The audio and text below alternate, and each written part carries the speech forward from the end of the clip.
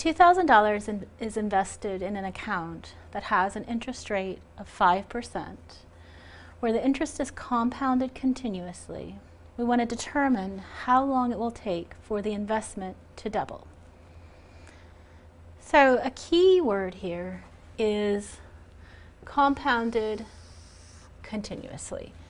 Since the interest is compounded continuously, we want to use the formula A is equal to P times E to the RT. So A is the ending amount of our investment after a given amount of time. P is the amount that we're investing here.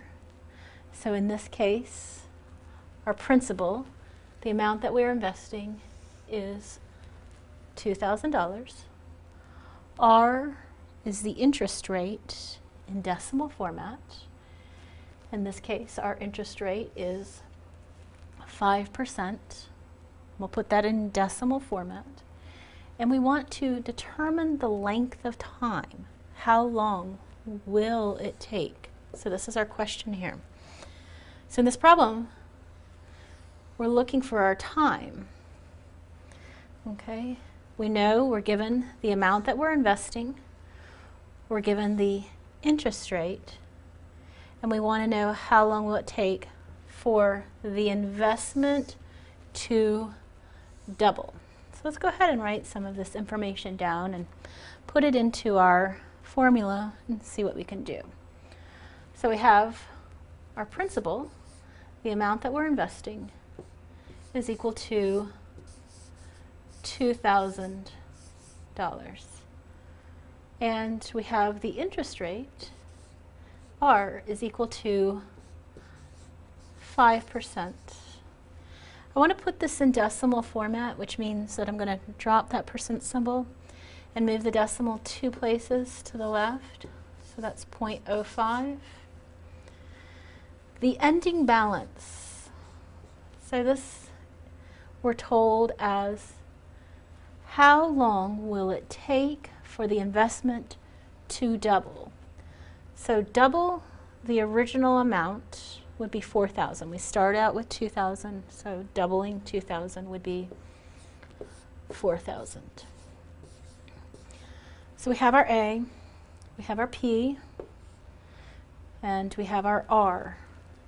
E is the natural base. And so that's a number we have built into our scientific calculators.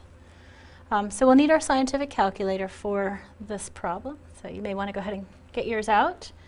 So we have the amount is 4,000 is equal to the principal, which is 2,000, multiplied, this is multiplication here, times E raised to the interest rate in decimal format. So that's 0.05 times the time. So I want to isolate this piece here, the E raised to the 0.05t. I can do that by dividing both sides by 2,000. That divides out to 1. And over on the left side we have 4,000 divided by 2,000, which gives us 2. So we have T2 equals E to the 0.05 t. Now I want to use another idea.